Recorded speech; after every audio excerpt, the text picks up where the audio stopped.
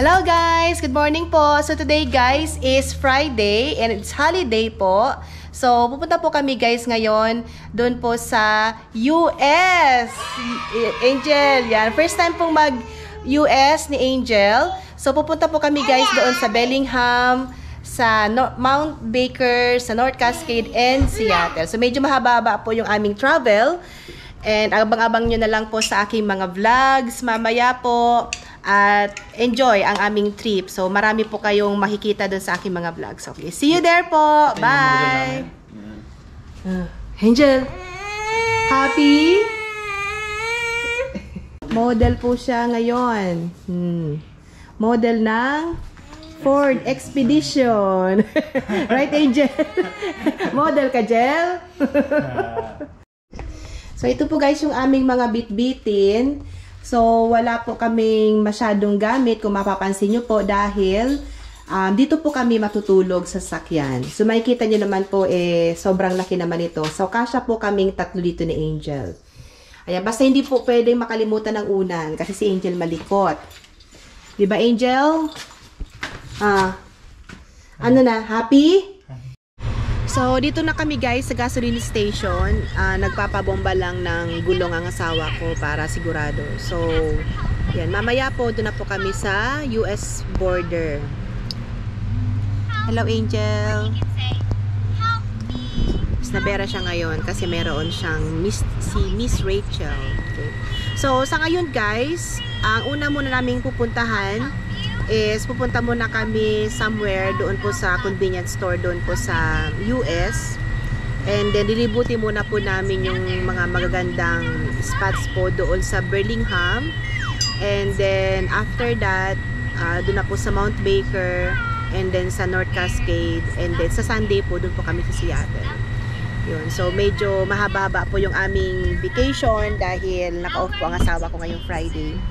Actually nga guys, late po kaming umalis kasi itong anak ko, ay nako, ang anak ko kasi ayaw niya yung pipilitin siyang gisingin. Gusto niya yung kusa siyang gigising. So buti nga, nagising siya ng 10 o'clock.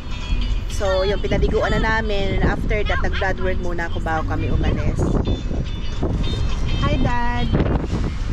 Ito pong aking forever driver. Ang aking pong asawa.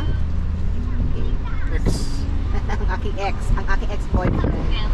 So guys, napakaganda po ng weather po dito sa Kiliwa. Hindi po maulan, Sunday.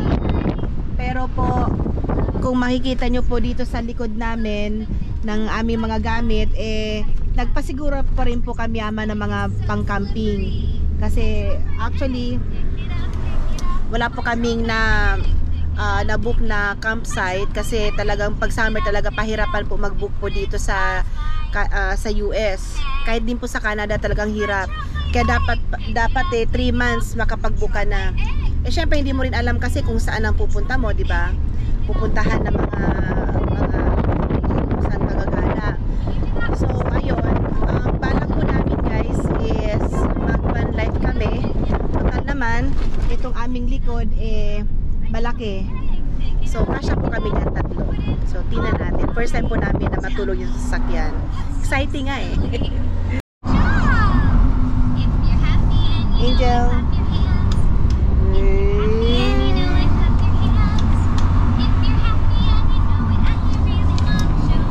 So, guys, ready na po yung aming mga itinerary.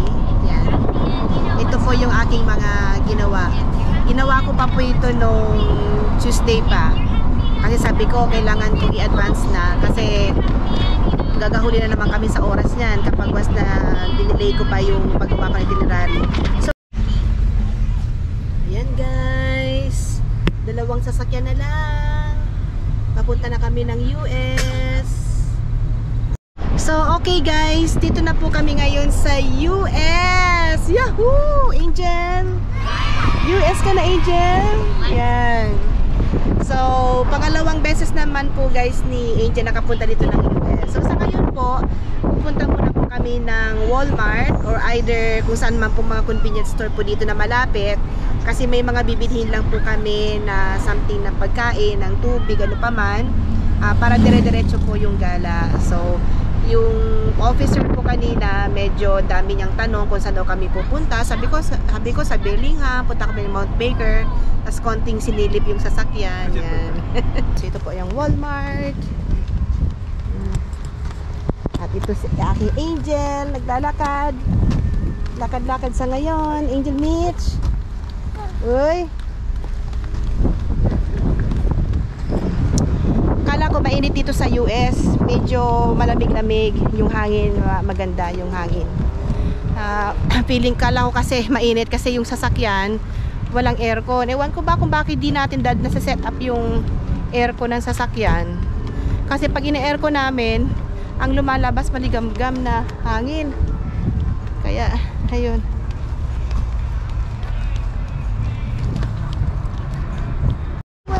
So hello guys, dito muna po kami mag-stay ng overnight dito po sa rest area, sa Custer rest area. Yan. At ayun, nagluluto ang asawa ko. Ay iniinit pala yung pagkain namin. Ito yung aming pagkain, adobo. At saka si Angel mag-adobo din. Kasi ito inaantok na itong baby na to. Kaya kailangan na namin na magpahinga. Kasi bukas pupunta pa po kami ng Mount Baker. Okay? So, see you guys tomorrow! Good morning guys! Medyo mahina lang yung boses ko kasi tulog pa yung aking baby Angel. Ito po siya.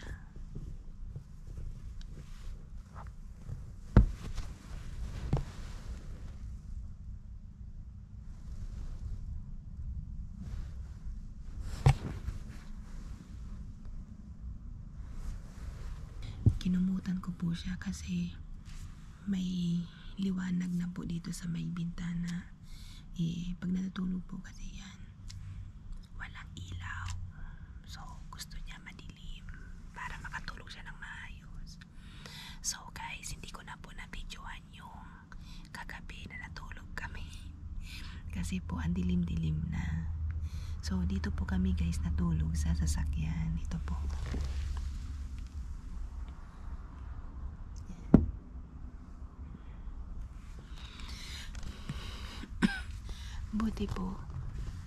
Mabuti po, nagkasya naman po kami dito sa sasakyan.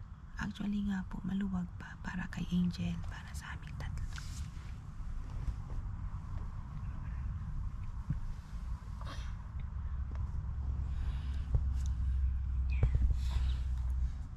Napaka-sensitive kasi ng baby ko.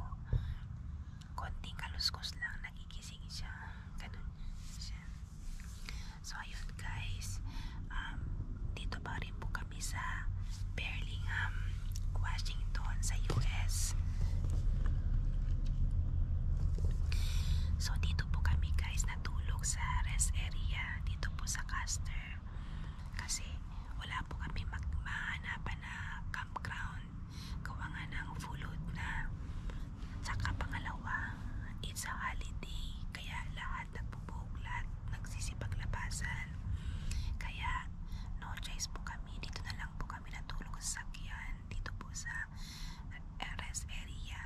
So pwede naman kasi may mga kasama naman kami dito tulad po ng mga trailer driver. Ito po.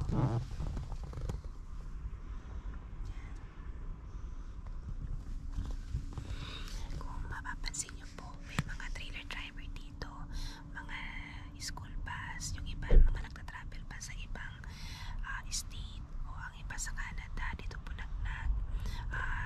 nag-stay sa rest area. Marami naman po kasi rest area dito. At saka may camera naman po siya, may washroom, kaya very safe naman po dito. Ayun po, medyo magulo po yung sasakyan namin ito.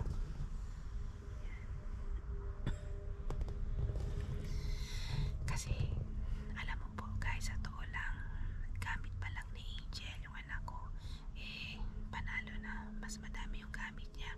Kami, gamit namin isang bag lang at saka sapatos, tama na. Yung anak ko may bag, may dede, may nagdala din po kami ng tent kasi just in case makakuha po kami ng campground, at least meron kaming ready.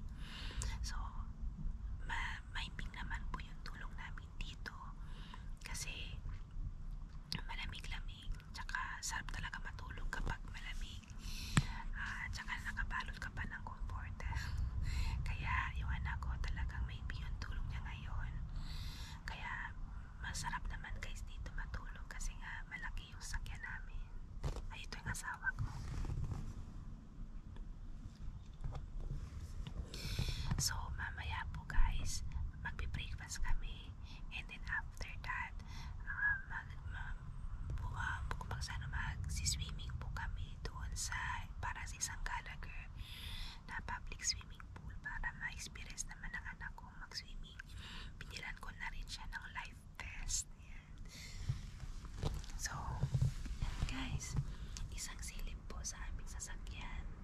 Malaki po siya guys, yan. Napakalaki. Bali po guys, yung sasakyan po namin, pwede po siyang magkasya ng 8-seaters. So malaki. Kapag matutulog kami, tinitiklop lang namin yung sa likod para matutulugan namin. So mahaba po at malaki yung expedition ng sasakyan. Kaya sige guys, tayo kung nagisingin yung anak ko kasi 6:30 na. Kailangan na makapag-almusal na siya. Good morning, Angel! Good morning! Oh, bakit naman mag-cry-cry? Okay, gising lang ni Jel. Tanggalin mo na yan, paalis na yan. Huwag mag-cry-cry, na sa video ka. Diaper change. Diaper change. Hmm?